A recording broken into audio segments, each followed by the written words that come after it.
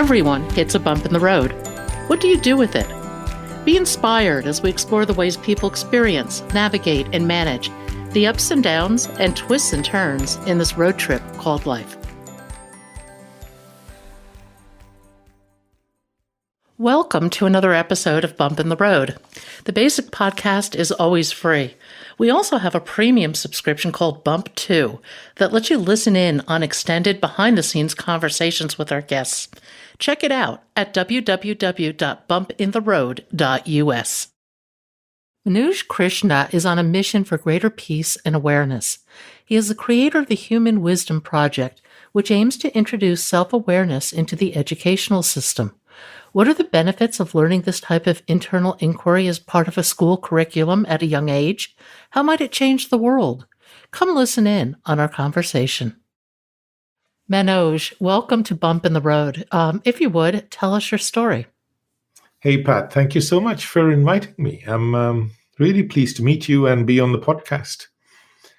So I used to be a spine surgeon for 25 years, originally from India.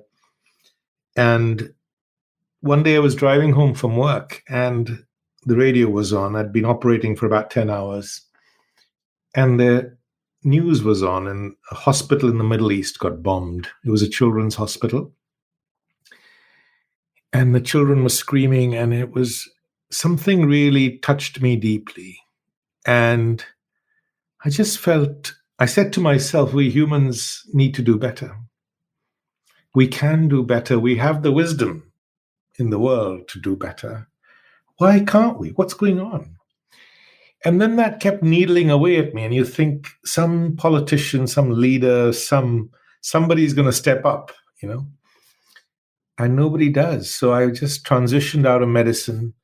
I wrote 2 books on understanding ourselves. I felt I had a certain wisdom which could make a difference. And then I didn't know what to do. So I started working with children in schools for free, of course, just seeing if they could understand this wisdom. And I discovered something amazing, that children already have this wisdom, which comes from this deeper self-understanding. They had the answer to war, for example. And all I did used to do was sit and ask them questions. So I said, what's the root cause? And how can we end war? And they said, to realize we're the same ice cream, just different flavors. Right? So deep down, we're the same human being. So the more we travel inwards, the more we learn about ourselves, the more we realize, we're all connected. We're the same human being. Chocolate ice cream would never go to war with vanilla ice cream because it was different. Or try to make vanilla ice cream be like chocolate because it would know deep down it's the same ice cream. So that's when I felt, okay, if we could scale this wisdom, which comes from this deeper understanding of ourselves to the world, and make it easy for everyone to access their own wisdom, we could help people transform their own lives for the better, and we could create a better future for humanity. So that's a big idea. And since then, I've been on a journey, which has been really interesting. So we built the Human Wisdom Project. We built the Human Wisdom app, which has just got launched. And we're just looking for people to work with us in the world. And, it's based on such a simple idea. But, the best ideas are the most simple. And this one is that every problem we humans face, for which there's no easy answer, begins in our thinking. Mental illness. 80% of us are stressed, about 40% are anxious. Relationship breakdown, 50 to 80%. Addiction, depending on what you call addiction, but between 20 and 40%. And for every person who suffers an addiction, 5 people suffer with them. You can imagine that, that's normal. Obesity, which affects 42% of Americans, 28% in Britain. That's a thinking problem, right? It comes from our thinking. It's not linked to food. we know what we all grow up knowing what to eat and what's not right to eat, but we can't stop ourselves. And the list goes on and on, Pat. Violence, war, the war in Ukraine, all the divisions in society in America between the Republicans and Democrats, or in the rest of the world, there's so many other divisions. All of these begin in our thinking. So imagine if there was a single solution that could make a difference to all of these. And that answer, I think, is this wisdom. And the beauty is, this wisdom doesn't come from a book, and it doesn't come from a religion or a philosophy or a psychology or some expert. This wisdom is already in you and in every human being. So all you need to do is go on a journey inwards and connect with it. And it's yours, and it completely transforms your life. Yeah, no, we are on the same page there, but I think it is a journey. One of the things you wrote in your book that really struck me was, since I was a young boy, I was brought up with a simple maxim: ambition plus hard work equals success equals happiness. Yes. And I think that that is a methodology that we see around the world, particularly in the US. And does it lead to happiness? No, it doesn't, you see. We're looking in the wrong place. Because once you wake up, and really it's a simple question of waking up, you realize that our mind looks to the outside for things to make it feel good on the inside. Whether it's success, money, fame, relationships, then the list goes on and on. But that feeling doesn't last long. You buy a new car, it becomes an old car very quickly. You stop noticing it, no matter how much it cost. Or you buy a new house, might be the biggest palace in the world, but after a year, you'll just say, oh, you just stop noticing it. So, and every time you get something and you feel a burst of pleasure, it immediately after that, if you notice, there follows a void, a crash, a feeling of emptiness, which the mind then needs to fill again with something else. So if we truly want to be happy, we need to go on this journey inwards. And your life on the outside could be ordinary, but with wisdom on the inside, it can be extraordinary. So that's the beauty of this. It's such a democratizing wisdom, because you could have the lowliest job in the world, whatever you might regard that to be, or you might be the president. But this wisdom is available for everyone. You're talking about a remarkable paradigm shift in society from achieving to being. How in the world do you start that process? I mean, what do you say to somebody to get them to wake up and look within? Each person comes to this journey for different reasons. Think of it as a football game. When you go to a stadium, to a football game, there are so many entrances. So one entrance to this journey could be stress. Another one, for someone else, it's anxiety. For someone else, it's addiction or relationship breakdown. Or they just want to be the best version of themselves, or they want to be successful. Doesn't matter what it is that makes you come in here. Or you want to help make the world a better place. Or you want to live with this sense of peace. You realize you've worked so hard for 30 years and your heart is still empty. Doesn't matter what your motivation is. The game is the same. See, the game is the same, which is just this journey of learning about yourself. And once you begin that journey, you might have come in because you're stressed, but you'll find your relationships are transformed. You're no longer anxious. You live with a sense of peace. You live with compassion and goodness for people who are different, who you've never met. You live with a sense of compassion for the earth. which is our home. See? And this happens naturally as a byproduct of this journey of looking and learning about ourselves. I call it wisdom, but you could call it what you like. It doesn't matter. Well, I like wisdom, and I like the idea that the wisdom inherently rests with young people, but it's essentially bred out of them with the way our society functions. The thing One is, of the sorry, go ahead. No, go ahead. I think it's the human mind that creates society. It's a bit like saying our human mind is wired in a particular way.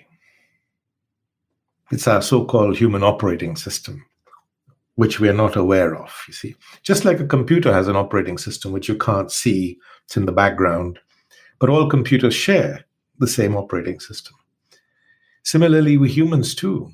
We have different contents in our hard drive, you like, our memory, which we identify with as ours. So we think Pat and Manoj are different. But what we don't see is our operating system, the way the mind is wired.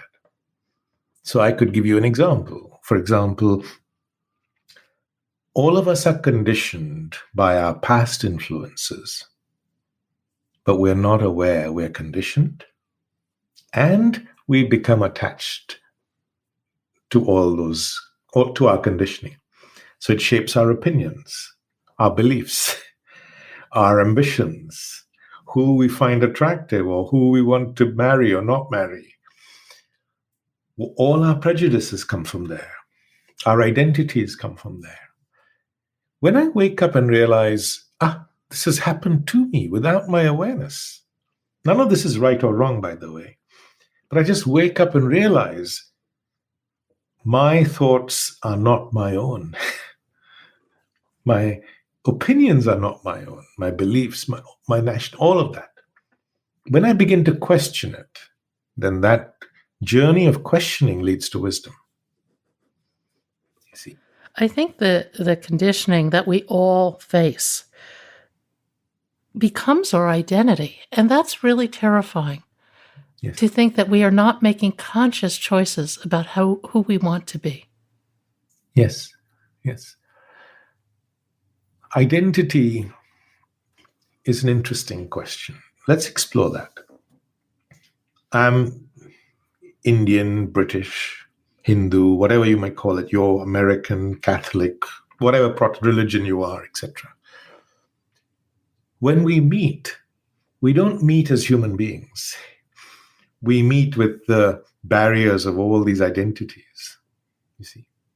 Our identities divide human beings from each other. But the reason we get attached to them is because they bring us some form of comfort. We like to be with people like us. The Republicans want to be with other Republicans, or the Democrats with other Democrats, and so on. So once you wake up and realize what's going on, then gradually, one by one, your identities drop away. Don't happen because you want them to go. Just you realize that's not intelligent. You know what I mean? This has happened to me. I don't want that to happen to me. I want to be a human being first and foremost. And I want to connect with other human beings as a human being. Do you know in the last century, we humans killed 200 million other human beings? It's an astonishing number. And behind a lot of that killing was because of differences in identity. Even in this century, the Hutus and Tutsis, millions of people were killed. The partition of India, 2 million died, and so on. So people who lived together, or Yugoslavia, peacefully as neighbors for decades, suddenly turned on each other, started killing each other, almost like robots without any control. So this is the power of identity. It shapes our thinking, our behavior, our actions, and it can make us behave in a way that betrays our deepest humanity. When you wake up and realize that, you're free. That is so true. Once you see through the falsehood, poof, it's gone. That's And it's interesting. I think identity leads to a quest for authenticity. And I think to start unraveling our identities means facing some really difficult things within ourselves. I mean, for example, everybody grew up in a house that was dysfunctional to some degree. You have to look at how did you react to that dysfunction and have you integrated that into your current life? And is it serving you? Chances are it's not. But yes, I think that until you start really looking at those things, feeling them, and releasing them, you are something of a robot going through life. yes. You're not in charge of your own life, though you think you are. You see. So whatever your conditioning might be. So I'll give you an example of it, actually, a very practical example. So when I first came from India 30 years ago or so, I came with two bits of conditioning. One, that I should look after my parents as they got older, because they looked after me. It's a very strong part of growing up in India. And I did till they passed. And the other one was that women should do all the housework and look after the home and cooking. And you can imagine the challenge that caused at home, right? And of course, if you challenged me, I would have been very defensive. I would have said, I'm right, you're wrong. I would criticize those who were different to me. Oh, you know. But when I woke up and realized I've been conditioned and I was able to question it, I said, it's a good thing to look after my parents. I will. It's really, and I did. But it makes no sense to believe that women should do all the housework. And that just dropped away. As you said earlier, the seeing clearly does all the work of bringing transformation. So once you see that your past is affecting your present in a way that doesn't serve you, that seeing clearly brings transformation. I think one of the other things that brings transformation that you mention in your book is the art of listening. Yes.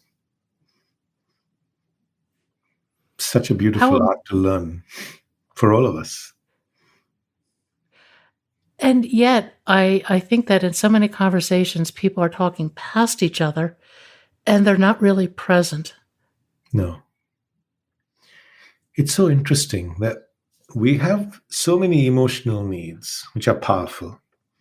One of them is to speak. One of them is to be understood. We have no need to understand. We have a need to be listened to, but not the same need to listen. If you're not aware of this in yourself, then you'll be the person who constantly be talking about, first of all, constantly talking and mostly talking about yourself. And you're not going to make many friends if you carry on with that. And your Well, relationships will suffer too. Right? your relationships do suffer. I think some people make situational friends that work for them, but failing to listen with an open mind means that you're not seeing that person. And I think that's a fundamental need everybody has, is to be seen and to be heard. And that requires quiet, open-minded perception from the person doing the listening. Yes. Hey, what is not being said? What is the person feeling? What is their state of being? Do you know that 80% of communication, they say, is nonverbal? So it's your state of being, whether you're quiet, whether you're compassionate, and how deeply you're listening. That's what the other person receives, much more than what you're saying. Yeah, I actually I read a book many years ago by Gary Zukov, "The Seat of the Soul." I don't know if you've read it, Yeah. but it's a wonderful book. And the thing that I find interesting about it is he looks at these exchanges we have between each other as exchanges of energy. And we sense that, whether we know what we're seeing or hearing or watching, we sense that energy. And if the energy is listening and is receptive, we feel that. I think also to realize that our mind is constantly judging Oh, yes. ourselves and the other person. And just to be able to notice that and press the pause button on that. So to be able to listen with generosity, giving people the benefit of the doubt, realizing they're doing the best they can, they're just being human. See, can I give them a virtual hug? And one of the ways of doing that is to sit and listen deeply. I think judgment is something that plagues all of us. I know it's something I struggle with, but I have found that becoming aware of that type of mental behavior is the first step, because then you can catch yourself and ask, what is it within yourself that you're really judging? Yes.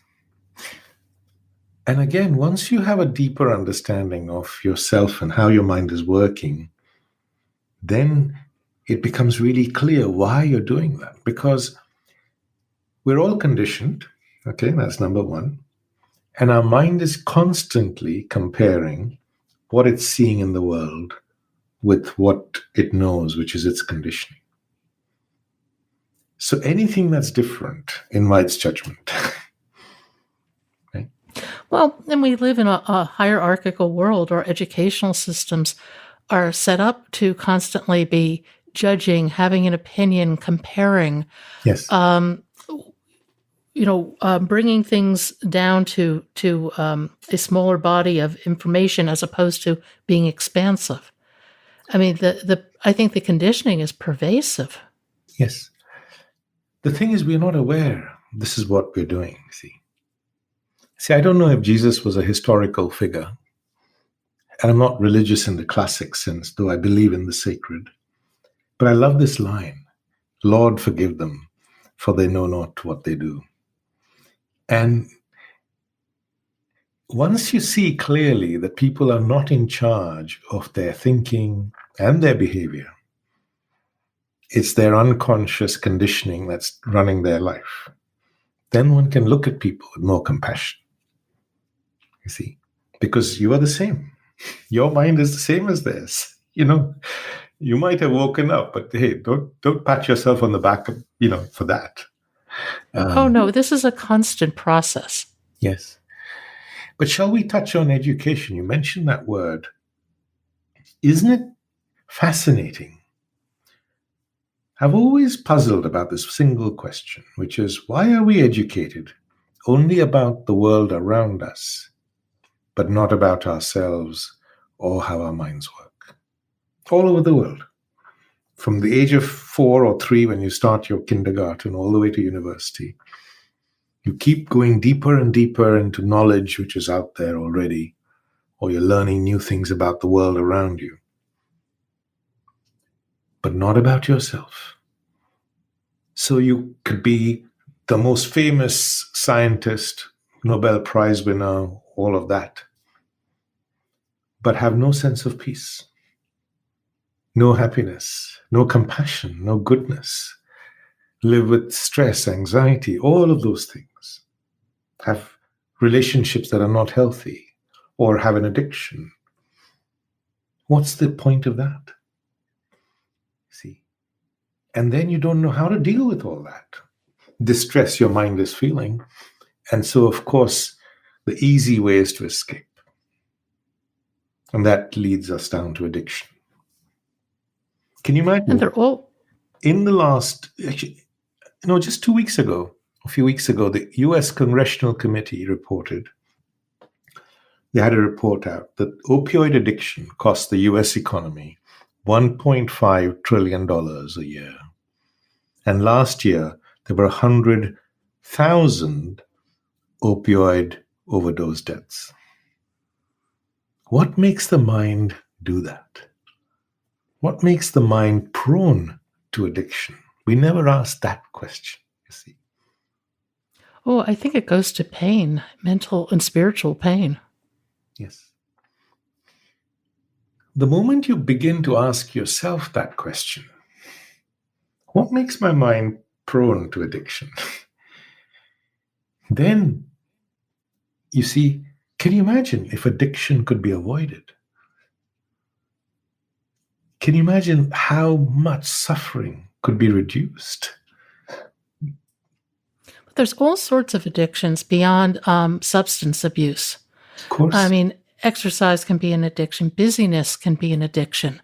the phone, I mean, the phone, absolutely. gambling, Texting, all of that. gambling. So let's explore addiction. There are three main drivers of addiction in our thinking, which we're not aware of. Okay. And once again you become aware of them, then you make the unconscious conscious. So you're no longer, you can be in charge then of your own life. That's the key. So the first of these is conditioning. If I grow up in a home where, or in an environment where all my pals are smoking weed or taking drugs, drinking, I don't want to be left out. So I start as well. Or I feel empty, restless, bored. You know, I've just, and so many people, particularly those who are famous and wealthy, find that after the big high comes the big crash. And in that crash, they don't know how to cope. So then again, to cope with that is, the alcohol or drugs or whatever.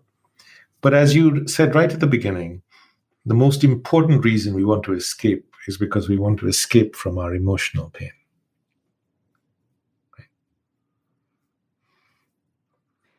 And to what degree is pain about perception? Yes, yes. Yes, let's talk about that. What causes emotional pain? The mind assumes that our pain comes from the outside. My wife left me. I lost my job. Somebody didn't call me on my birthday. Somebody said they would do something and they didn't do that. And so the list is endless, you see. But to realize that our pain is a reaction from our thinking to something on the outside. I was talking to somebody the other day, and they gave a great example of this. They said that, mark several significant events in your life and write your story from a perspective of being a victim. Now go back and rewrite that story from the perspective of, say, gratitude. What a different story you'll tell. And it is your choice which story you choose. Yes. I think just to wake up and realize that this is what your mind is doing to you. It's not you. You're not woken up yet, you see. When you wake up, you realize your pain comes from within. So pain is an opportunity for learning. So for example, one of the reasons for pain is conditioning. I would like things one way and my reality is another way. Right? That's what causes stress or pain. Or when I hadn't woken up, my wife isn't doing the cooking. Hey, that hurts. You see what I mean? And when I'm hurt, then I react with anger and, all of that. So conditioning is one of the reasons for pain. That's where our expectations come from, right? And maybe also because our mind seeks security. And to realize life is insecure for every human being, for all the planets. The stars come and go. We're the same. We come and go too. Right? So once you can accept uncertainty deeply and live with the sense of peace inside you, which comes from this wisdom, then you can meet life's challenges with this understanding. And even if you do get hurt, your understanding doesn't make that hurt last very long, or it doesn't condition you for the rest of your life. Like my girlfriend left me, I'll never love again. You close your heart to love. And you realize this is what your mind is doing to you, and you're free. Wisdom brings illumination. Illumination brings transformation. You had a very wise mentor that told you to accept, accept, accept. Yes. I love that. Yes, yes. Thank you for reading my book. I was in school, and it was run by Jesuit priests. And there was a very wise old man there called Father Shock. And one day I went to his office, and I said, we used to call him Father. I said, Father, I'm a young man just about to make my way in the world. What advice would you have for me? And he sat for a long time pondering.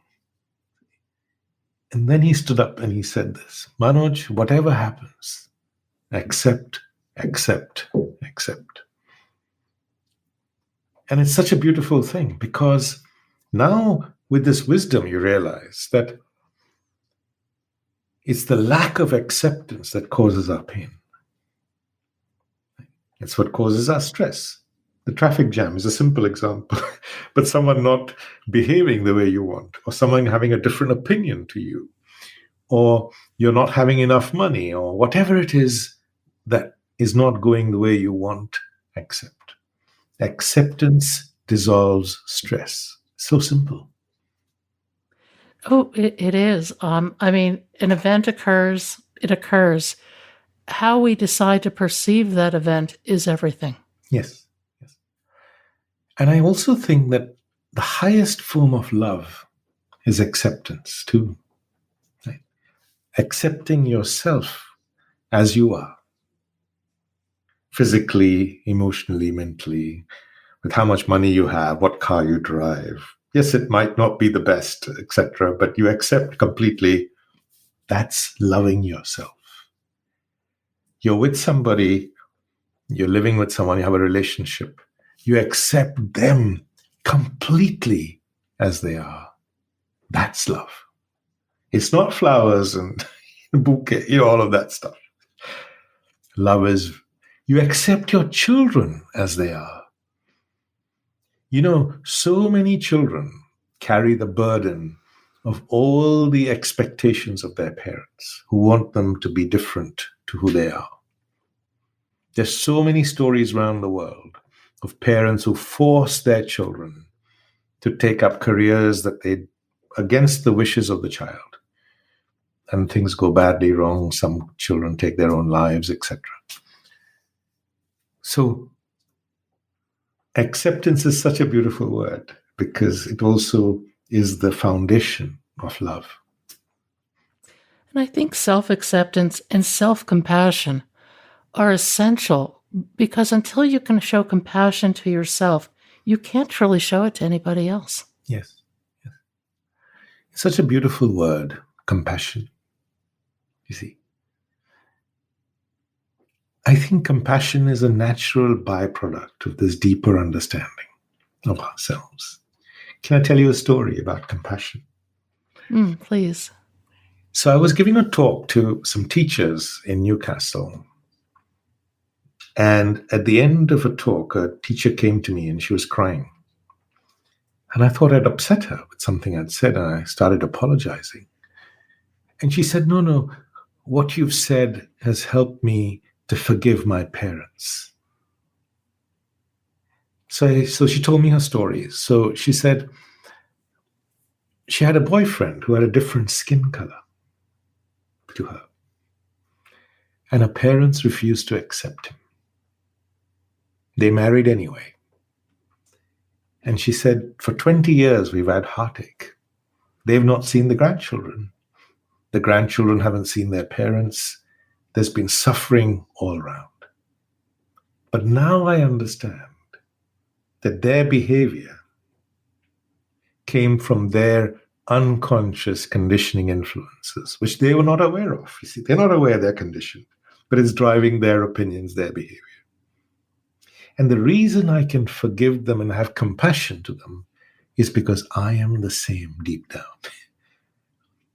my thinking, my behavior also comes from my conditioning influences, which I'm often not aware of.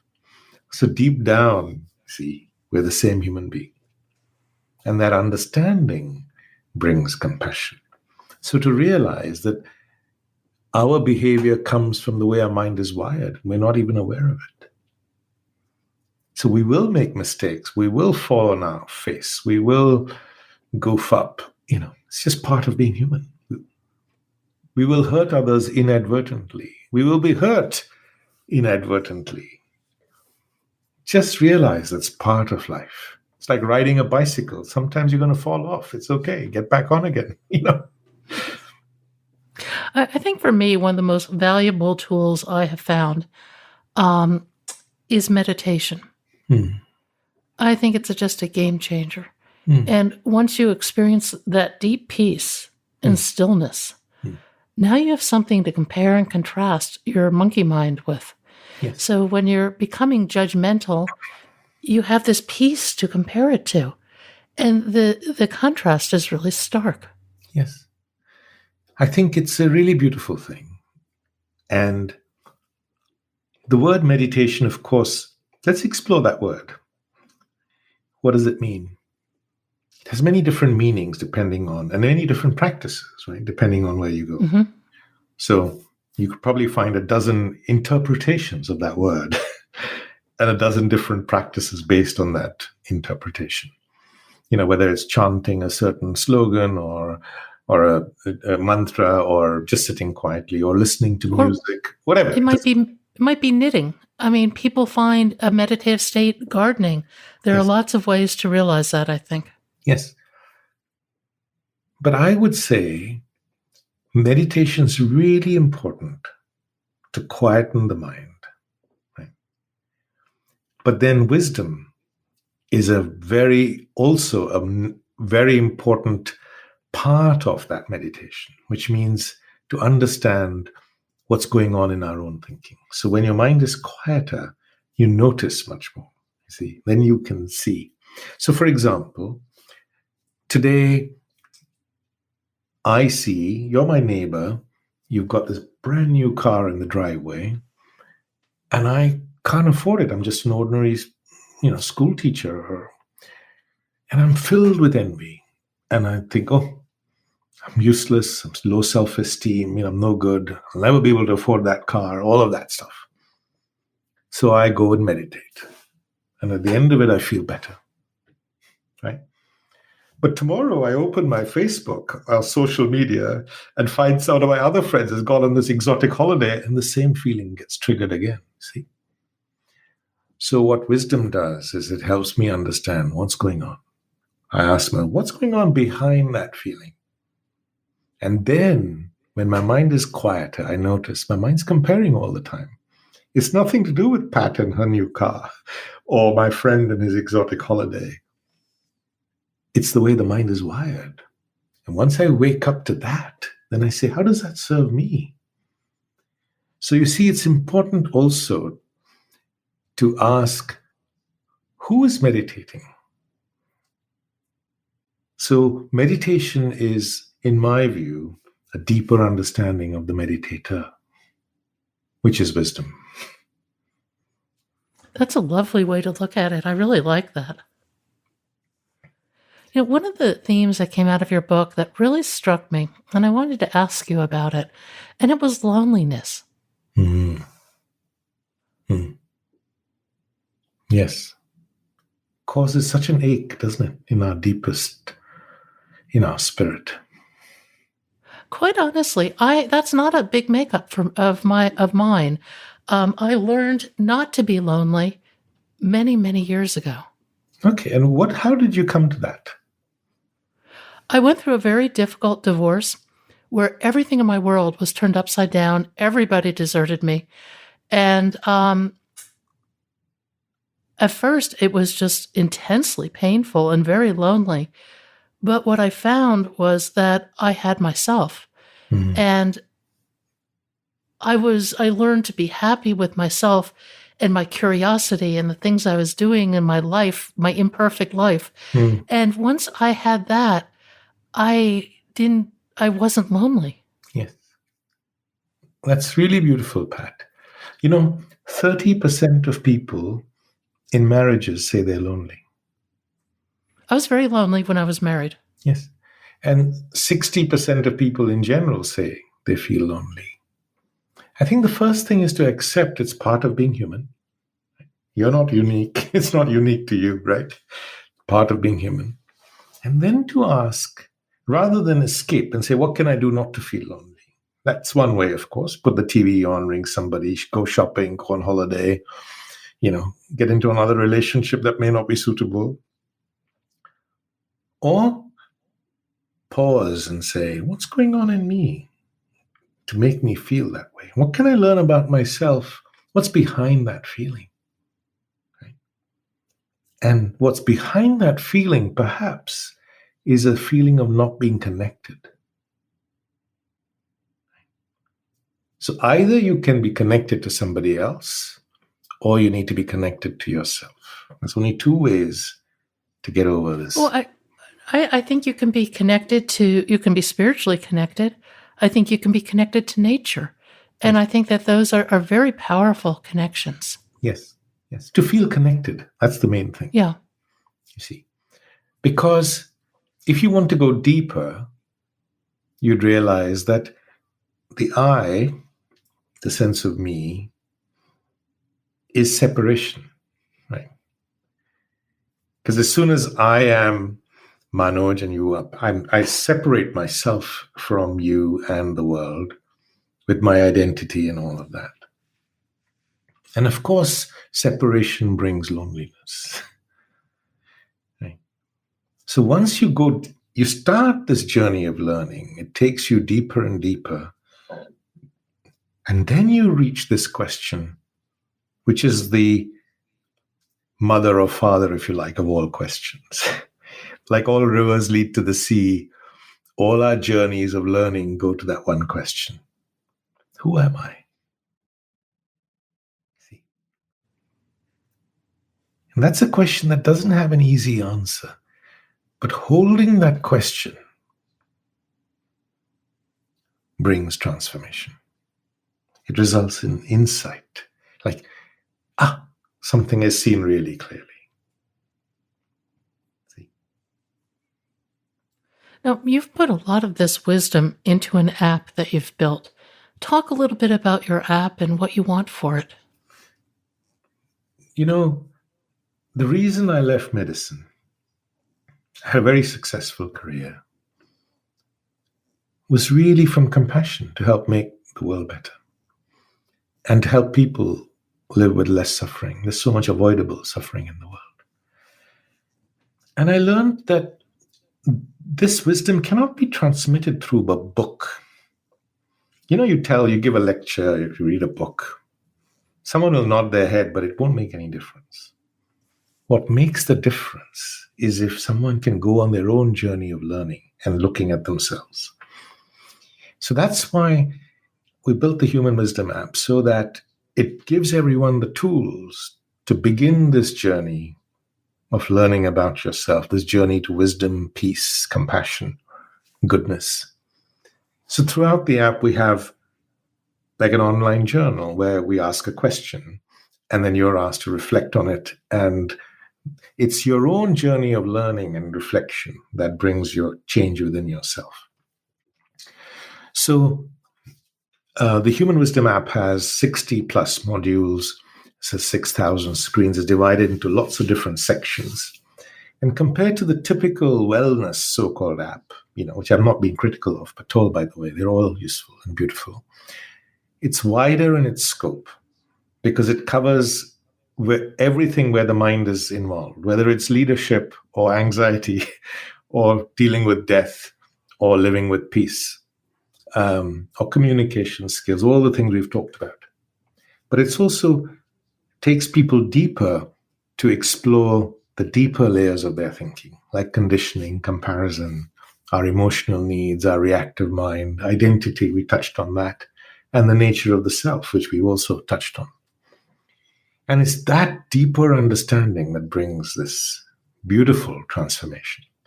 So we'd like to give that gift to everyone. And that's why it's called the Human Wisdom Project. It's not Manoj Krishna Project.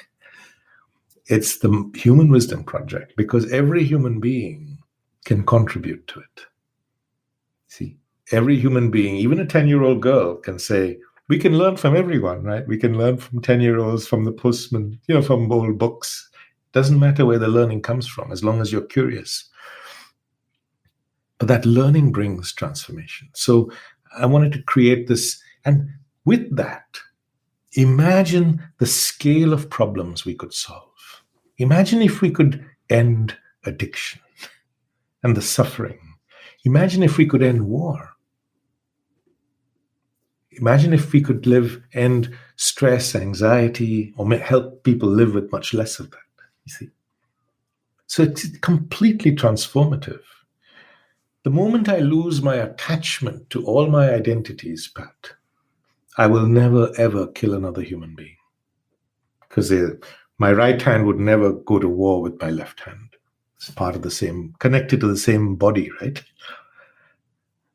So, It goes back to what you were saying earlier about education and our systems and how they work. If you can touch school children with these concepts of self-awareness, yes, and these concepts of, healthy mental living, if you will, yes, that's where you can really institute change. yes. So we've just released the app for adults. It's called Human Wisdom. It's one word. And it's on all the popular places. You can download them. But we're also building an app for teenagers, and one for children under 11, and one for parents. So that we want to create this journey of lifelong learning where you can live your best life and avoid making bad decisions. Think clearly, live with love, compassion, all of those things, right? Really live an extraordinary life on the inside. See, life is so short, if you think about it, And how can you live a life that's really honors the gift of life? And to honor it deeply, we need to live with this wisdom. So we live with goodness, compassion, all of that. Thank you for listening. I hope you'll support this podcast by becoming a Bump 2 subscriber. Buy us a cup of coffee. It's your support that makes this podcast and website possible. I hope you found something in today's podcast that inspires you along your own life's path, because sometimes a bump in the road is actually a portal into a more conscious and meaningful life.